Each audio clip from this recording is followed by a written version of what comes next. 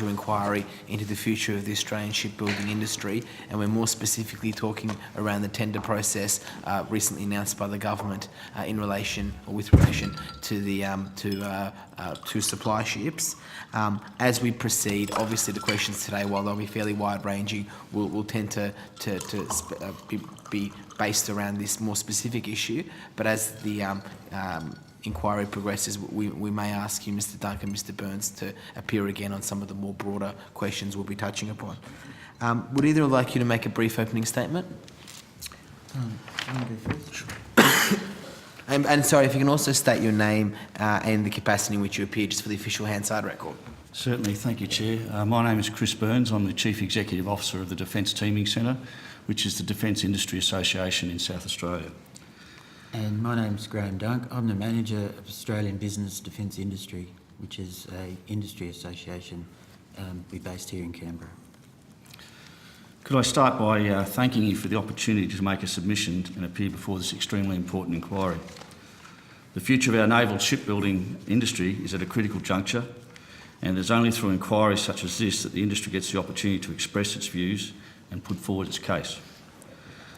After years of neglect under the previous federal government, in September last year the industry was buoyed by the installation of a new government that promised, among other things, reform of the Defence Material Organisation and a reduction of red tape in defence, recognition of the holistic whole-of-life cost benefit the defence industry returns to Australia as a nation, recognition of the nation's defence industry as a fundamental input to military capability and key to our national sovereignty, and the early release of a revised defence white paper and a defence capability plan that industry could take to the bank.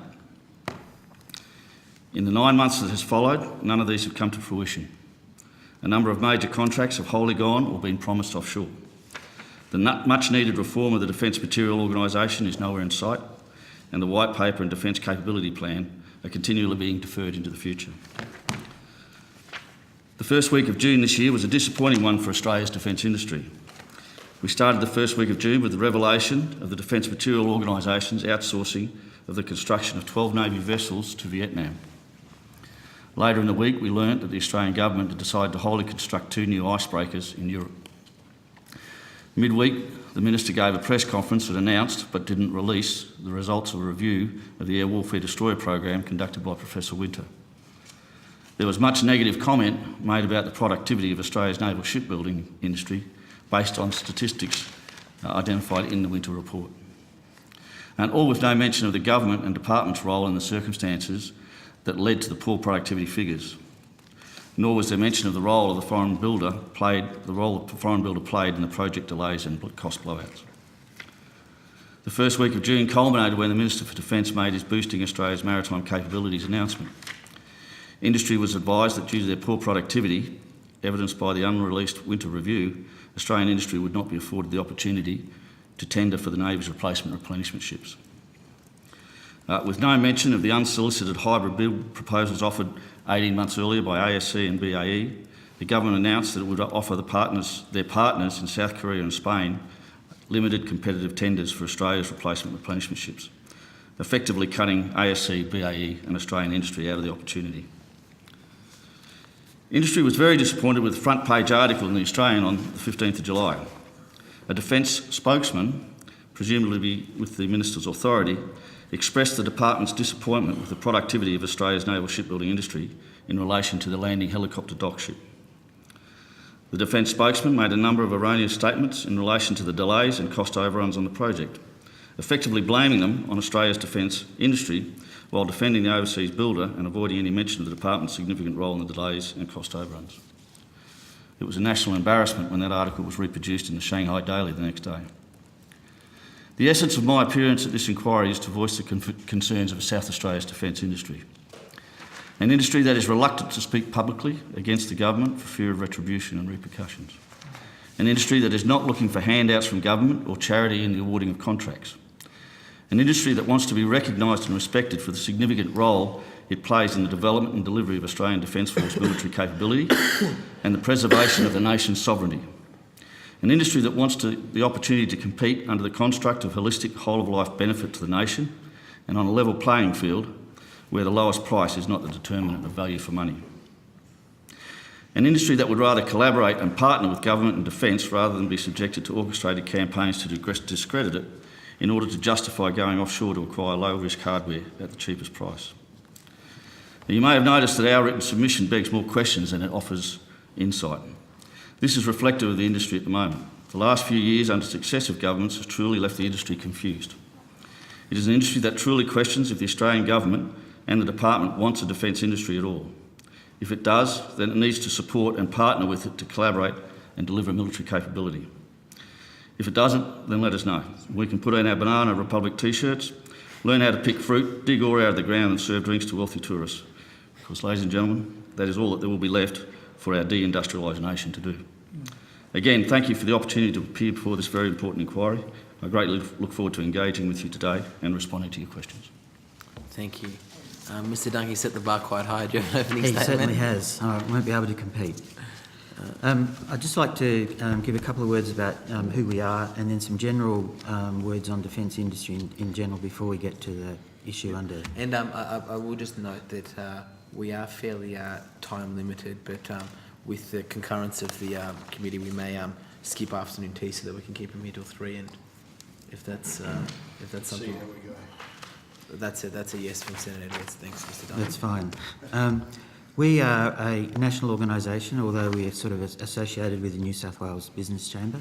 So to that end, I have no particular jurisdictional axe to grind, and the aim of our organisation is to build a sustainable defence industry in Australia. So that's sort of where we come from. Some general comments about defence industry in Australia. The announced tender for the intention to tender for the supply ships and the recent Rossi Boots decision highlights a number of issues associated with the way in which defence approaches industry matters in this country. The ABDI agrees with the stated position that the government has made that defence is not a job creation program, and there can be no doubting that the government and the Australian people expect that the tenders will provide value for money, but there are factors other than the cheapest price that need to be considered. These factors can be broadly considered as the mitigation of a strategic risk through the development of an industrial base that we need to have, the associated developments of skills and expertise for the longevity and sustainment of that industrial base, and the economic benefits of doing the work in country through factors such as increased employment, return to the government through taxation, innovation, and then potentially export. Local industry must be considered in defence decisions as having value and not just treated as a disposable commodity. Industry capability is easy to dispose of or put into terminal decline, but extremely difficult to redevelop should it be required. A more mature way of thinking about those industrial capabilities needed in country and developing, sustaining and supporting them is therefore required. The development of a transparent framework through which these varied factors can be considered and the treatment of industry as a fundamental input to capability is required. So the current situation with the Navy replenishment ships is basically a manifestation of that I've just outlined.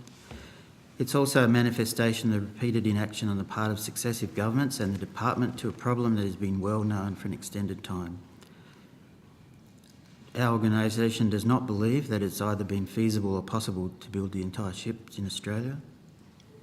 But there would have been options for the build of some of the ship here or the fit out of the build of a hull built elsewhere or the construction and shipping of the superstructure for offshore integration if the decision had been taken earlier.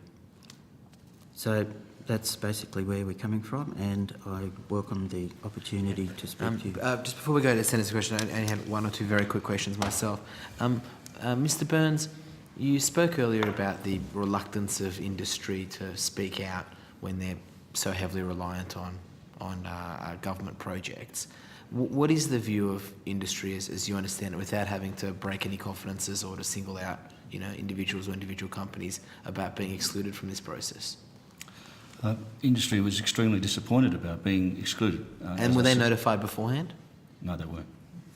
So they found out about it from the media release. From the media release? Yes. That was the media release of the 6th of June. And Mr Dunk, there's obviously, it's been limited, let's be clear, it's not only being limited to excluding Australian suppliers, they've limited, it appears they've limited it to 2. Now, Mr King said before that there was only 2 ships that could be built, or effectively 2 plants. Are you aware of any other kind of...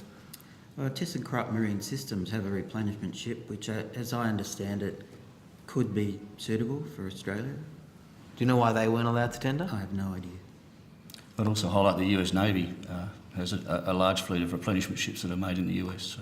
And you, obviously, it's not a question for you, but you. And were you provided, or have you been provided, or has the industry been provided with any reason as to why they've been excluded from the tender, apart from those that have been publicly made? No. No. Apart from the media release and the transcript of the interview afterwards, no. Okay. Oh, Senator Carr. Can I ask, Good time. You heard Mr King's analysis, his submission to the inquiry, which was essentially broadly, in terms of capability, Australia didn't have the capability, and he put a couple of caveats, price and various other things, but I'd talk in general terms, capability. Certainly that's what the Minister stated in terms of his press release. And the second was the question of time. We didn't have enough time. What do you say to those propositions? Actually, I heard Mr King say that we did have the capability, that you could always create the capability. If you have the demand, you can create capability. But I would highlight that more than 18 months ago, BAE and ASC both put forward unsolicited proposals for hybrid build. And as Mr King pointed out, no one has put forward a proposal to build the whole vessel in Australia. So more than 18 months ago, two proposals have been put on the table to do a hybrid bid, and there is certainly the capability in Australia to do that. I think your assessment's accurate. I was shorthanding, but there were 2 issues, perhaps I should rephrase that.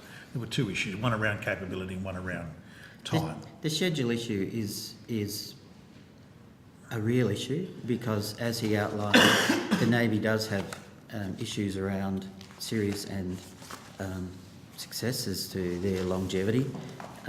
But again, if the decisions were taken earlier, then other options may have been able to be explored to a deeper depth. Yes, there is those question of a lease of a vessel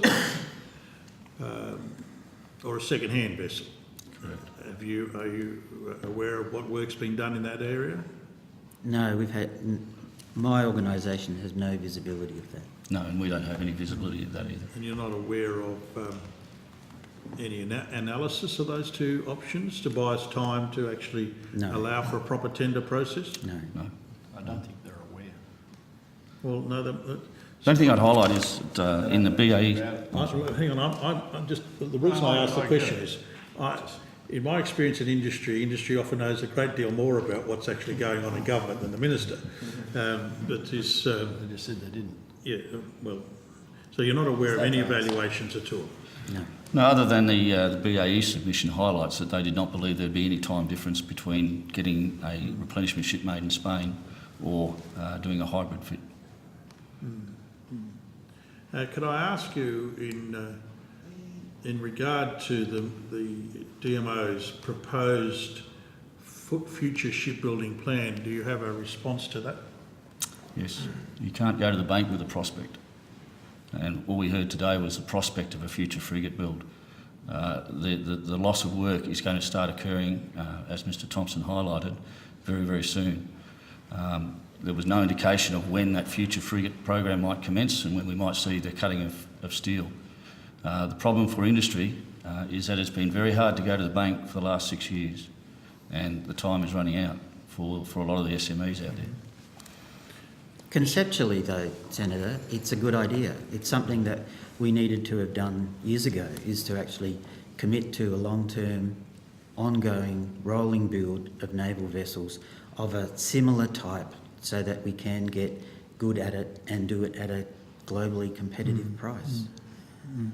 I should highlight I strongly support the proposal. I think it's a great solution at this time. I'm asking these questions to get your response, not necessarily, I'm not going to for a moment pretend that I've given them the nuances that were given to the committee, but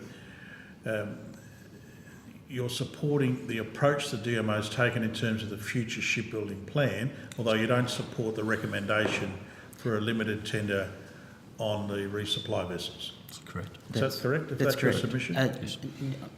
I don't support neither the limited tender for the resupply vessel or feel that to build them entirely in Australia is feasible. Yes.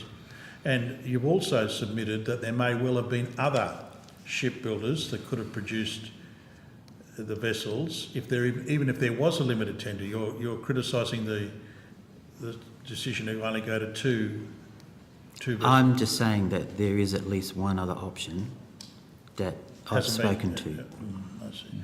What do you say to the proposition that there might be Australian industry participation in the successful tendering arrangement, or the successful tenderer? Should it go overseas as a prime contract?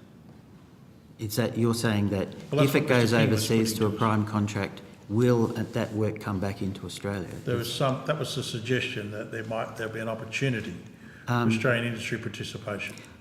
That's always possible. I think that history would show that the amount of work that comes back into Australia is limited.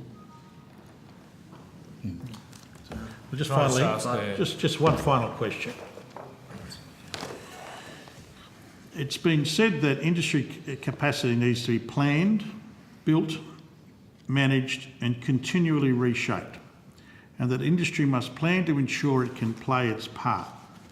The defence industry policy statements in previous times have highlighted this. What do you say about that proposition, and do you think, given what's happening in the Department of Defence, that remains the goal of the Department of Defence now? I agree, but industry can only plan like that based on a sound strategic defence capability and acquisition plan. And I would say from an industry perspective, the defence capability plan has not been reliable for a number of years now.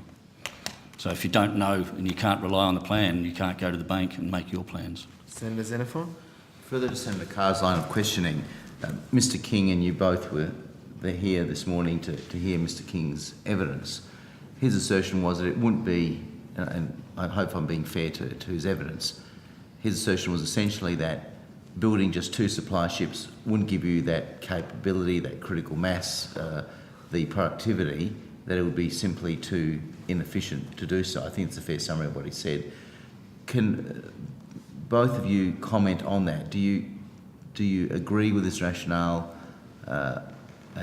If so, but if you disagree with it, can you tell us why?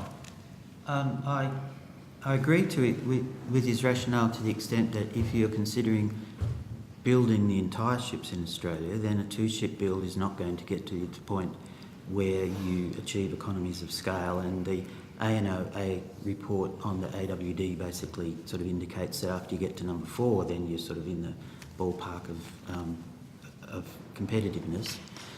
But I don't necessarily accept that parts of the ship could not have been built here for some maybe additional cost, that's to be seen. Maybe some slippage of the schedule, that's to be seen as well. You're talking about a hybrid model? A hybrid. Either ship the hull here, as in the LHD case, or build part of the ship here and then ship it overseas for integration into an offshore hull.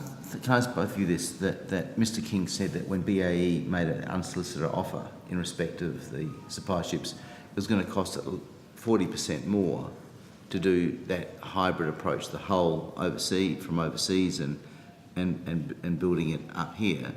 Can either of you comment on that? Are you aware of that within the industry? Are you able to comment on that? Does that sound about right to you? No, but I would think that if it's 40%, then that's probably not a bad result, because 30-odd% of that's going to come back to the government in taxes.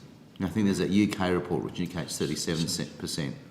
So 40% seems like almost a level playing field to me. Right. Plus there are the rollover benefits of keeping people employed and not having to pay welfare. And you've got a concern, Mr Burns, about the management being de-skilled as well, losing that management capacity. Sorry, could you just... Losing that management capacity if there are layoffs. That was a key point that Mr King made this morning, is that management is critical, and maintaining the management skills through shipbuilding is a very, very important component. Sure. We'd lose if we're not building ships.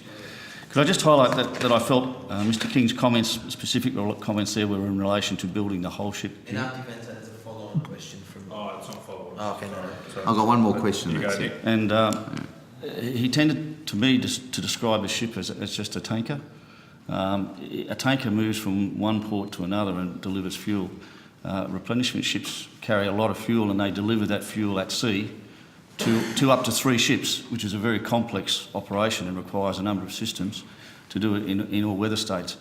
A replenishment ship operates 2 helicopters. It's a mini airport by day and by night. It has to operate in a hostile environment, so it has to have all the command and control and capacity to protect itself and have the communications, including not just plain unencrypted but encrypted communications.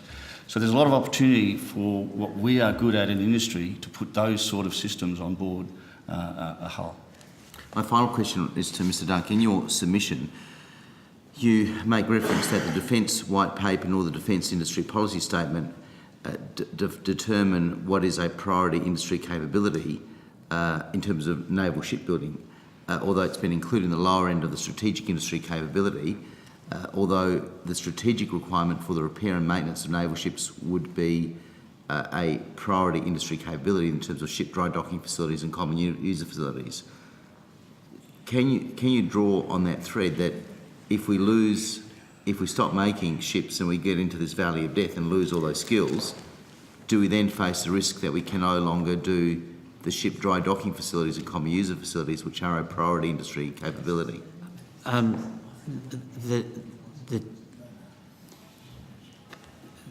That comment was made in respect of the link has never been demonstrably made between the strategic requirement to build ships and the strategic requirement to maintain them, and the crossover in skills that are necessary to ensure that we can achieve the maintenance through shipbuilding. And it may well be that shipbuilding in itself is a strategic requirement, but it's not listed as one as far as the government policy is concerned.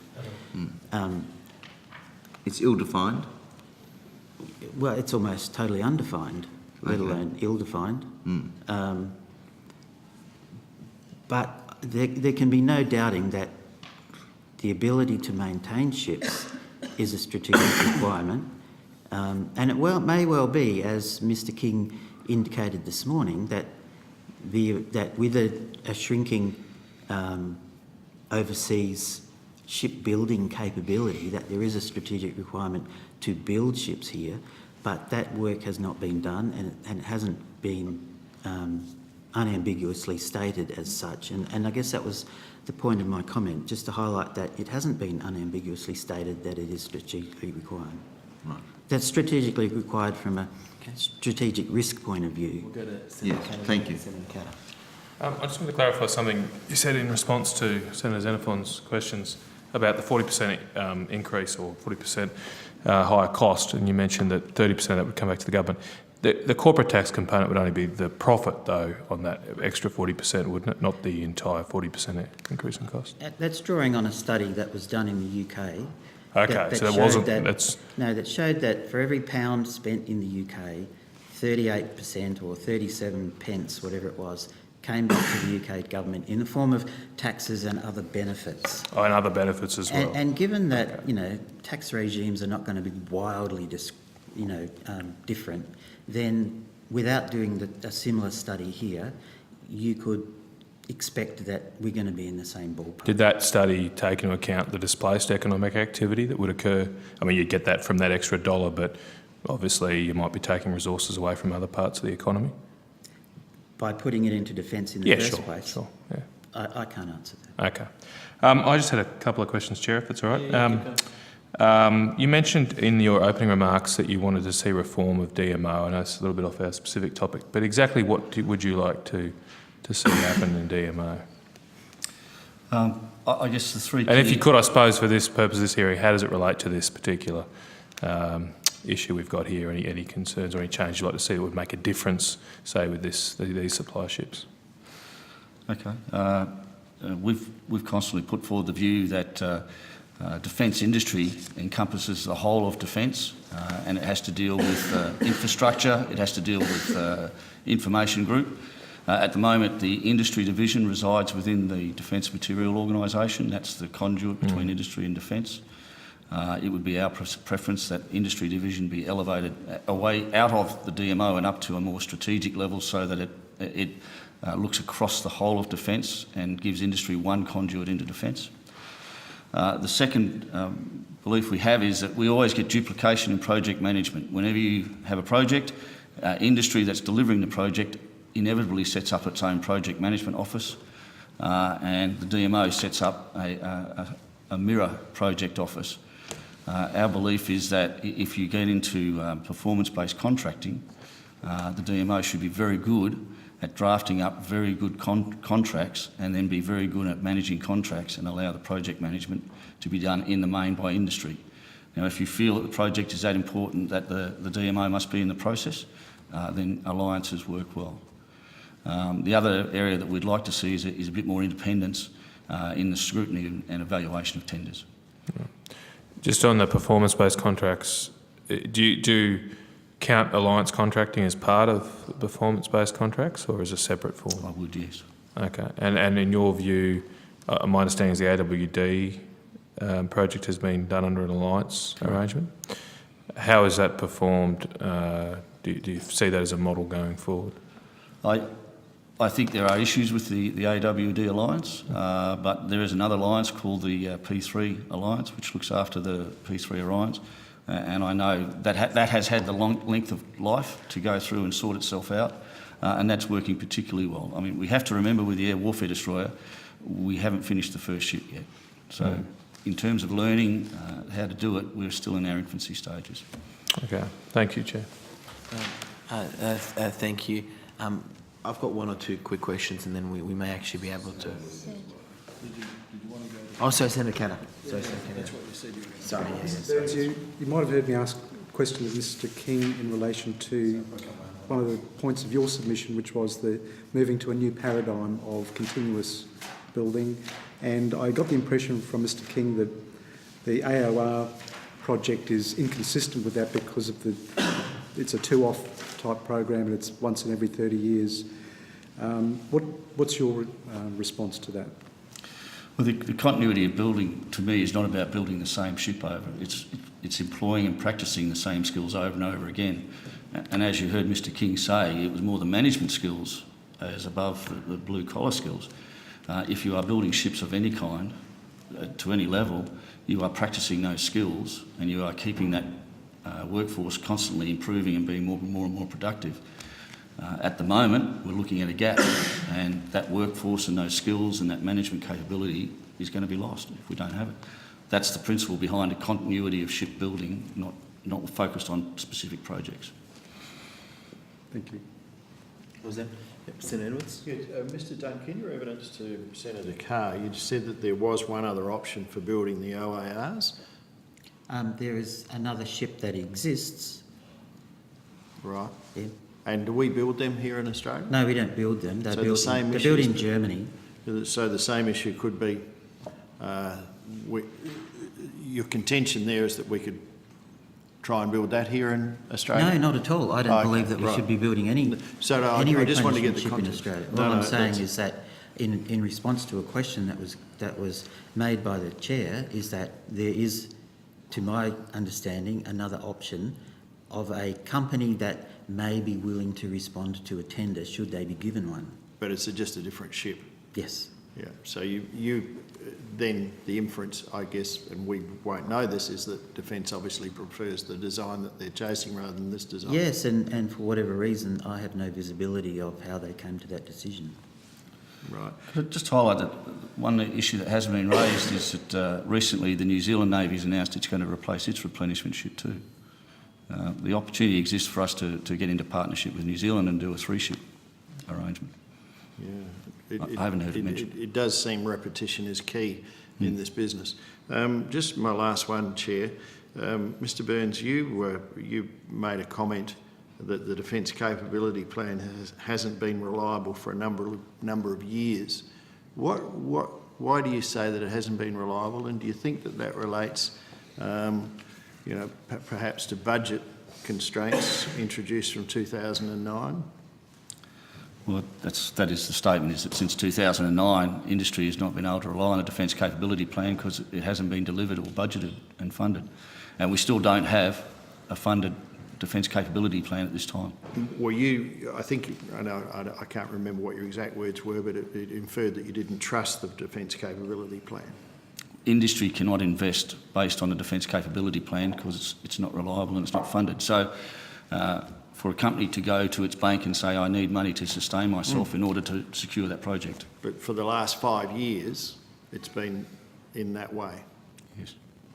Okay, Since basically the 2009 white paper. right. Thank you, Chair. Thank you. Just one or two very quick questions. I mean, part of what kind of... sorry, I think there's... they're not... The televisions have just turned themselves on, but they're not... They're not listening. They're not listening, or they can't think. Part of what concerns me about the whole process is that there's an element at the moment that we're preempting decisions, and what I mean is this: at the moment, your view is that there are Australian companies who were prepared to tender in partnership with foreign builders to build their supply ships. That's correct? Yes. Your also contention is that there were other international competitors that were prepared to bid, or there's possibilities of that occurring. Now, in a regular tender process, the point of the tender process is that we shouldn't have to sit here and prejudge which proposal's good, which proposal's bad. Everyone puts their cards on the table, and the market and the process sorts itself out based on whatever the capability or requirements of them are. What worries me is that it seems like part of the proposal from Mr. King earlier today was that we shouldn't be talking about the supply ships because we should be focusing on building the frigates here. And part of your concern is that's all well and good if there's a commitment to build the frigates here. But as you're aware, there has been no commitment to build the frigates here, is there? No. No, The only word we heard today was prospect. only the commitment to study the early stages of the frigate design. And if the supply ships aren't being built here, which it appears they're not going to be at this point in time unless it's a change of government decision, and the frigates aren't being built here, what happens to the industry? It dies. It dissipates. It dissipates. And your problem is that in the future you do want to build future submarines. You won't be able to take the Collins workforce that maintains the Collins and take it over and build future submarines, because the Collins submarines are going to go for many, many years to come. And that workforce will be stressed as it is, just keeping the Collins. You have to build another workforce to build the future submarine. If you've lost your shipbuilding capabilities, and particularly around the management of shipbuilding, then we are going to be presented with the same situation yet again, where we have to build a workforce from scratch that will cost hundreds and hundreds of millions of dollars. And in my response to in my response to Senator Xenophon earlier, the link between the ability to build and the ability to maintain has not really been demonstrably presented. Is that something the DMO should be doing more work on? Well, they have an industry division. You would expect that that's the sort of thing that they would be doing. And I heard your criticism, or not criticism, your comments about the structure of DMO before. To what extent is it if there is, are you aware of a government-wide industry policy decision to try and reshape the Australian naval shipping industry towards being a specialised industry? I mean, we heard some talks before that was a prospect or an ambition, which sounded all kind of fair and interesting, but is that actually a policy or something that the industry has been involved with developing that? Again, such a plan would have to be based on a national strategic plan for acquiring naval ships. The government has to decide what ships it's going to buy, where and when, and by what process, and then the shipbuilding industry can adjust to that. Okay, if there's no further questions, Mr. Burns, Mr. Dunk, thank you again for making yourself available today. We will have a short break for 10 minutes and come back at 3 o'clock to hear from the South Australian Government.